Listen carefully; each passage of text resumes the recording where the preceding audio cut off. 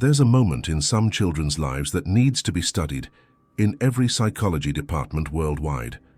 A moment that happens in silence, without witnesses, without any record. A moment that changes everything forever. It's the precise instant a child decides deep within their soul that they will never cry again. Carl Jung called this the death of the feeling function. It's not a conscious choice. It's not maturity. It's not strength. It's the death of an essential part of being human. And when this happens in childhood, the consequences ripple through adult life in ways most people never connect. You might have been that child. And if you were, this video is going to hurt, but it will also explain things you've never understood about yourself. Take a breath, because what comes next will change how you see your own story.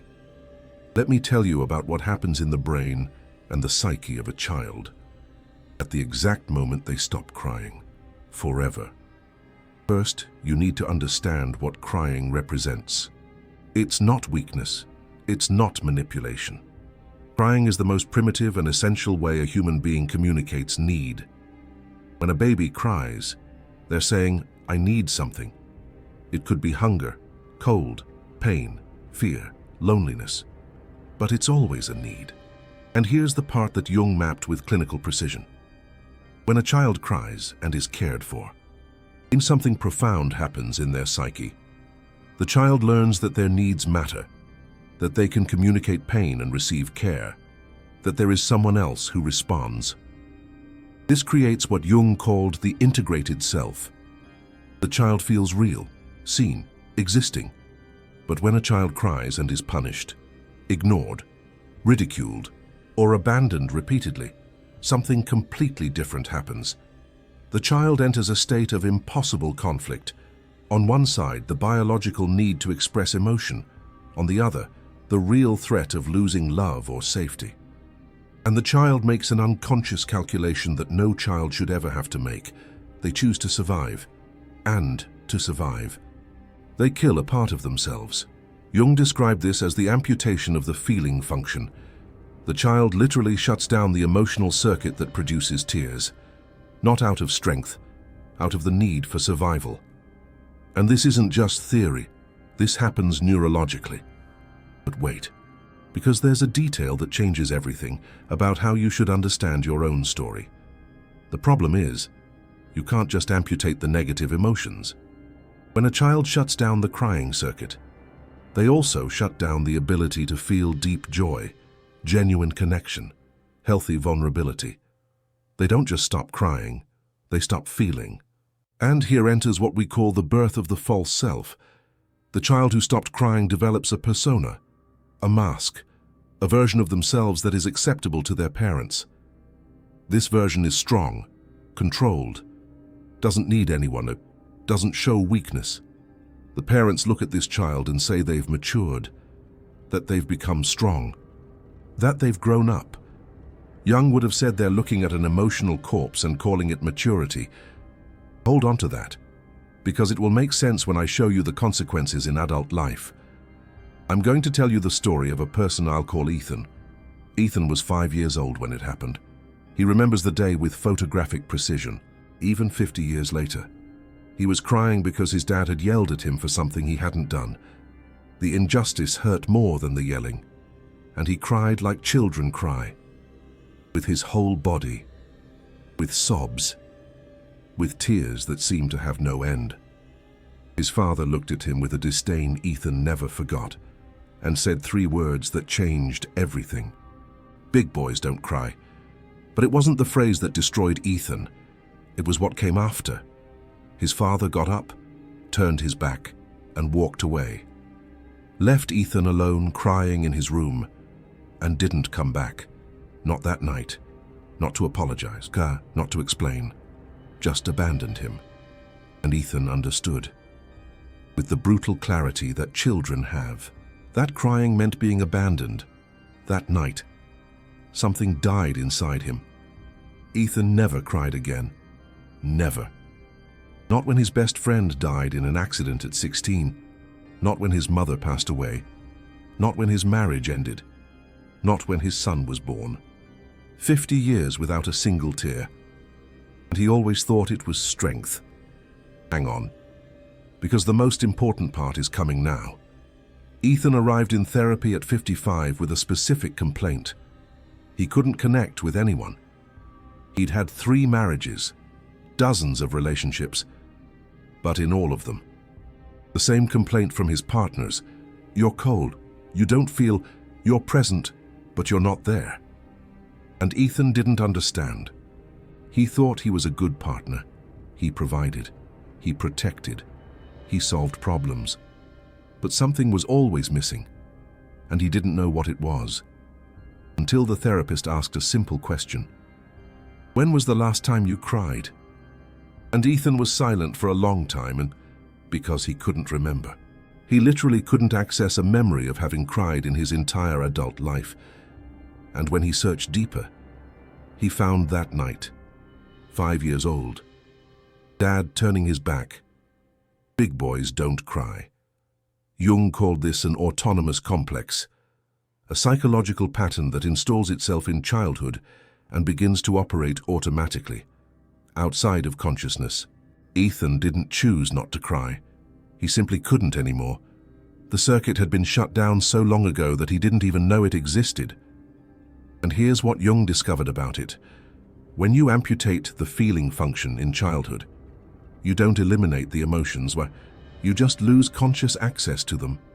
The emotions are still there, operating in the shadows, influencing decisions, sabotaging relationships, creating physical symptoms, but you can no longer feel them directly. Ethan developed hypertension at 30, an ulcer at 40, chronic insomnia since forever. The body was screaming what the psyche could no longer express, but the most devastating consequence wasn't physical. It was relational. Think about it. How do you connect with someone if you can't feel? How do you offer empathy if your feeling function has been amputated? How do you respond to the pain of another if your own pain is locked away in a psychic dungeon for decades? You can't. And this creates a pattern that Jung mapped with precision. The child who stops crying becomes the adult who can't connect, who seems cold, who is physically present but emotionally absent, who can provide all the material needs but can't offer emotional presence. And that adult is often called a narcissist. But here's the paradox that most don't understand. He's not a narcissist because he doesn't care. He might appear narcissistic because he can't access the part of himself that cares. The empathy is there, locked away in his psychic dungeon, along with the tears from when he was 5 years old. He just lost the key. And that's the tragedy. Let me tell you about another person. I'll call her Emily. Emily was different from Ethan. She wasn't directly forbidden from crying. No one ever told her girls don't cry. The mechanism was much more subtle. Emily had a mother who cried all the time, about everything. And whenever her mother cried, Emily, still a child, had to console her, stop what she was doing, take care of her mother, be strong so that her mother could be weak. And over time, Emily unconsciously understood that there wasn't room for 2 people crying in the house. Her mother already occupied all the emotional space available. If Emily cried too, the family system would collapse. So, Emily stopped crying. Not because she was punished, but because she learned that her emotions were a luxury the family couldn't afford. This is what Carl Jung called emotional parentification. The child assumes the role of caregiver before they're ready, and to care for someone else, they need to deny their own needs, including the need to cry.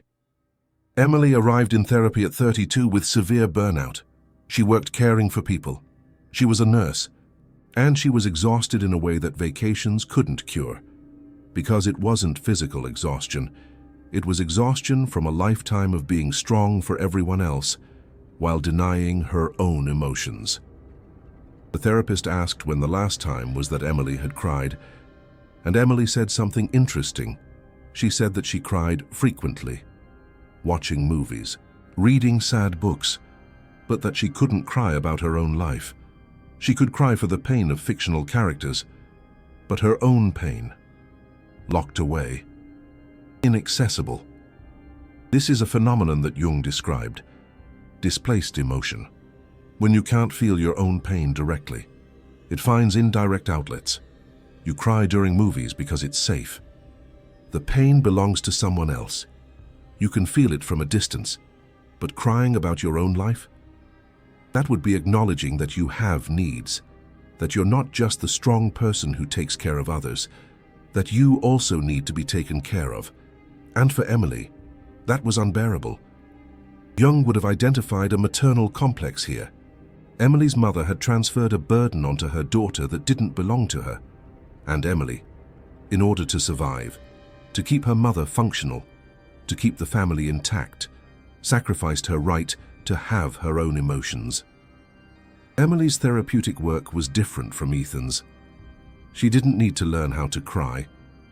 She needed to learn that she had permission to cry about herself, that her own pains deserved her own tears. And that was harder than it seems, because Emily had built her entire identity around being strong, being the person others turned to when they needed help, being the rock, the anchor, the safe harbor.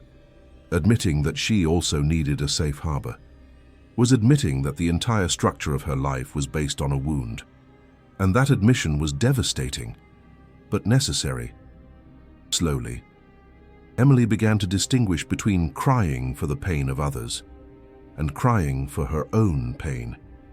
She began to notice when she was caring too much in order to avoid looking at herself. She began to create small spaces where she didn't have to be strong.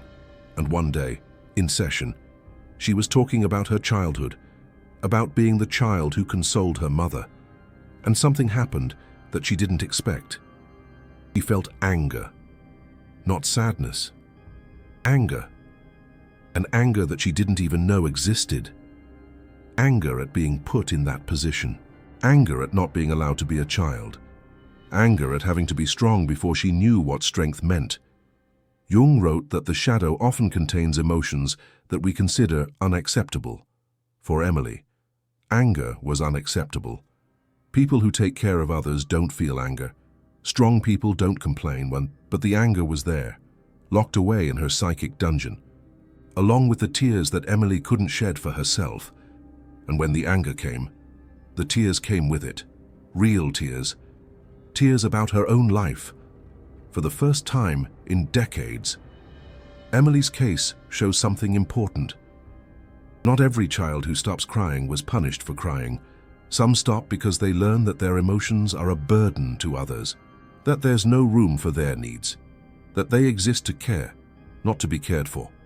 And these children become adults who burn themselves out caring for the world, while denying their own most basic needs. You might be that person, the person everyone turns to, the strong person, the person who never complains, the person who takes care of everyone. And inside, a child who was never allowed to cry about herself. Parents who teach their children not to cry think they are creating strong people. What they're really doing is creating disconnected people. People who will spend their entire lives seeking connection and not understanding why they never find it. Ethan went through 3 marriages trying to connect, and always failing. Because you can't offer what you can't access in yourself. But hold on, because there's a part of this story that offers hope. In therapy, something began to change. The therapist didn't try to make Ethan cry. That would have been counterproductive, and instead, she did something that Carl Jung would have approved of. She began to validate the emotions that Ethan described but didn't feel. When Ethan talked about the death of his friend at 16 in a monotone voice, with no apparent emotion, she said, "That must have been devastating for you." And she waited, gave him space and didn't force it. And slowly, over months, something began to melt. Ethan began to notice tensions in his body when he talked about certain subjects, a tightness in his chest when he mentioned his father, a contraction in his throat when he talked about his childhood. His body was starting to remember what his mind had forgotten. Jung called this the return of the repressed, the emotions locked away in the shadow starting to emerge, not as an explosion, but as a slow thaw. And one day, session number 43, Ethan was talking about his son, about how he wanted to be different from his own father, about how he was trying to be present. And in the middle of the sentence, his voice cracked. He stopped, surprised. Something was happening on his face that he didn't recognize. They were tears, the first tears in 50 years. And Ethan cried as he hadn't cried since he was 5 years old, with his entire body, with sobs, with tears that seemed to have no end. He cried for the 5-year-old boy abandoned in his room. He cried for the teenager who couldn't cry for his dead friend. He cried for the 3 marriages that failed because he couldn't feel. He wept for all the decades of disconnection. And when he was done, exhausted, he said something that sums it all up. I didn't know I still had tears. Carl Jung wrote that individuation, the process of becoming whole, often requires recovering parts of ourselves that were amputated in childhood. For Ethan, that meant recovering the feeling function that he had shut down at 5 years old to survive. And here is what you need to understand. If you were a child who stopped crying, that's not strength, it's a wound, a survival adaptation that made sense when you were 5, 7, or 10 years old. But that's costing you connection, intimacy, and emotional fulfillment in adulthood. Your parents probably thought they were teaching you to be tough. What they did was teach you to disconnect from yourself. And that disconnection manifests in ways you might never have connected with that original moment. Difficulty with intimacy, relationships that always seem to be missing something, a sensation of being present, but not really being there, an inability to respond emotionally to moments that should be meaningful, coldness that you don't choose, but can't avoid. It all starts in that moment, the moment you decided, unconsciously, that crying was too dangerous. And the cruelest part is that you probably pride yourself on it. How many times have you said it, yes, or thought, I'm strong, I don't cry? How many times have you treated your inability to feel as a virtue? That's what Carl Jung called identification with the persona. You've become so fused with the mask that you forgot there's a face underneath, but the face is still there. The tears are still there, locked away somewhere in your body and your psyche, waiting for permission to come out, waiting for a safe environment, waiting for someone to say it's okay to feel, because no one told you that when you were 5. No one said your tears were important. No one stayed. And you learned the wrong lesson. You learned that to be loved, you need to not feel. But the truth is exactly the opposite. To love and be loved truly, you need to feel. You need to have access to the entire range of human emotions, including the ones that hurt, including the ones that make you cry. And here's something that most people don't realize about this dynamic. The parents who teach their children not to cry are usually children of parents who taught them the same thing. It's a generational transmission, a psychic inheritance that passes from generation to generation like a silent virus. Ethan's father also heard big boys don't cry when he was a child, and his father's father, and the father before him. Each generation passing on the same wound, disguised as strength. Each generation believing they were preparing their children for the world when they were actually emotionally mutilating them. Carl Jung called this negative participation mystique. The parents, unconsciously identified with their own unresolved autonomous complexes, project the same wounds they carry onto their children, not out of malice, out of unconsciousness. And the cycle continues until someone wakes up. Let me show you the 5 most common mechanisms that parents use to teach children to stop crying. Maybe you'll recognize some. The first is direct punishment. When the child cries and receives punishment, go to your room. Stop being dramatic. Do you want me to give you a reason to cry? The message is clear. Crying brings negative consequences. So the child stops. The second is ridicule. When the child cries and is humiliated, look at the baby. You're so soft. Big boys don't cry. Such a girly thing to do. The shame is so unbearable that the child learns to avoid crying to avoid humiliation. The third is indifference. When the child cries and no one responds, no one comes, no one comforts. The message is, your emotions don't matter. And the child, who depends completely on their parents to survive, learns that expressing emotion is useless. The fourth is role reversal. When the child cries and the parent makes the child comfort them. You're making me nervous. Look what you're doing to me. Now I'm going to cry. The child learns that their emotions are dangerous for the parents, and to protect them, they stop feeling. The fifth, and most subtle, is the withdrawal of love. When the child cries and the parent simply leaves, like Ethan's father did. There's no yelling, no explicit punishment, just silent abandonment. And the child understands that crying makes people go away. All these mechanisms have the same result. The child learns that their emotions aren't safe, and as the only thing they can do to survive in a hostile environment, they disconnect from themselves. And that's the origin of what Carl Jung called a rigid persona, a mask that the child builds to protect themselves, a version of themselves that is acceptable, that doesn't bother anyone, that doesn't show need. And little by little, the child forgets that the mask is a mask. They merge with it and get lost. But hold on, because here comes the part you may never have heard. Crying isn't just emotional expression. It's nervous system regulation.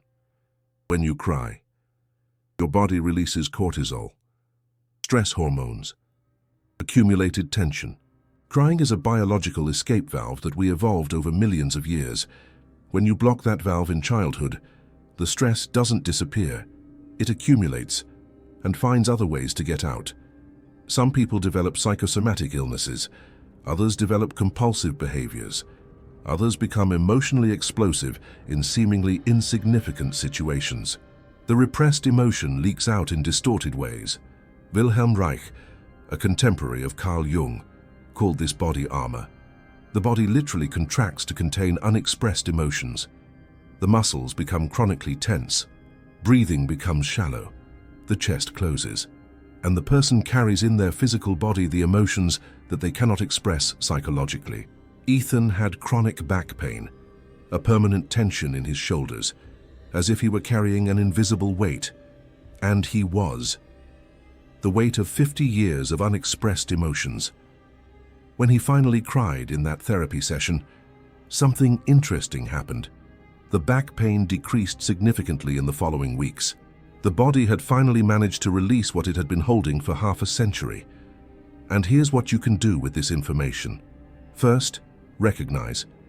If you were a child who stopped crying, the first step is simply to recognize that this happened, not as a weakness, as a wound.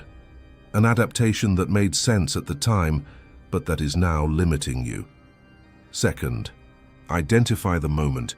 Try to remember when it was that you stopped, how old you were, what happened, what was the message you received about your tears. Bringing this into conscious awareness is the first step in deactivating the autonomous complex. Third, create safety. You won't be able to recover your feeling function in an environment that remains hostile to your emotions. This might mean therapy. It might mean distancing yourself from people who ridicule vulnerability. It might mean creating spaces where it's okay not to be strong all the time. Fourth, be patient. Ethan took 43 sessions to cry for the first time. The thaw takes time. Forcing it is counterproductive. The process is slow, and that's how it should be. You've spent decades building this armor. It won't fall off overnight. Fifth, don't blame your parents. This is crucial. Your parents did what they learned. They were also children who probably heard the same messages. Awareness breaks the cycle. Guilt only perpetuates the pattern. You've just uncovered one of the most subtle and devastating dynamics of human psychological formation. The moment a child stops crying is treated by society as maturity. Carl Jung showed that it's actually a psychic mutilation that takes its toll throughout adult life. This kind of content doesn't exist in mainstream media. It doesn't exist in superficial self-help. It exists in Jung, who dedicated his life to mapping the human psyche. And it exists here, on this channel, where we translate this knowledge into accessible language. Each of these videos requires deep research, reading of primary sources. Care not to oversimplify or complicate unnecessarily. It's work we do because we believe this knowledge needs to reach those who need it. The super thanks down there isn't just financial support.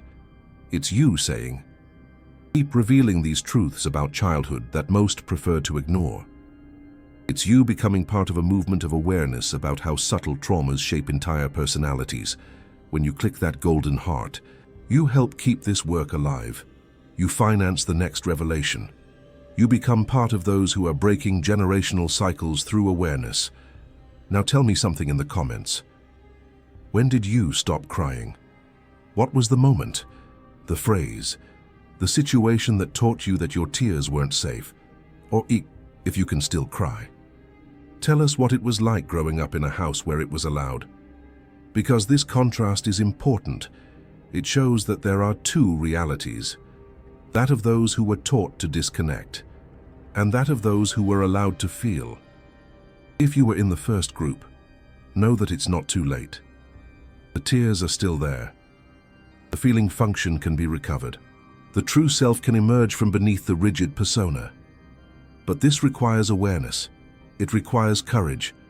It requires looking at that moment in childhood that you buried deep down and saying to that child what no one said at the time. It's okay to cry. Your emotions matter. You don't have to be strong all the time. Jung wrote that we don't become enlightened by imagining figures of light, but by making the darkness conscious. The darkness here is that moment when you learned to disconnect from yourself. Bringing light to this is the first step in recovering wholeness.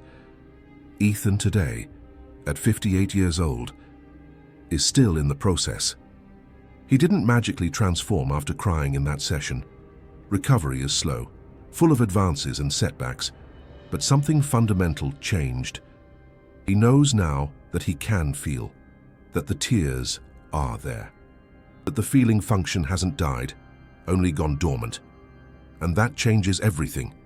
He's on his fourth marriage now, and for the first time, his partner isn't complaining about coldness, because for the first time, Ethan is present. Not just physically, emotionally. The wound from 50 years ago is still there. It will always be there, but it doesn't control him anymore. He managed to look at that 5-year-old boy abandoned in the room, and finally, do what his father didn't do.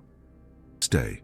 If you were that child, know that it's never too late to stay with yourself, to validate your emotions, to create the safe environment that your parents couldn't create.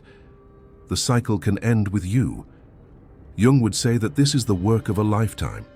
Individuation, becoming whole, recovering all the parts of yourself that were amputated, repressed, hidden in the shadow. And an essential part of this work is recovering the right to cry, because crying isn't weakness. It's proof that you're still alive inside.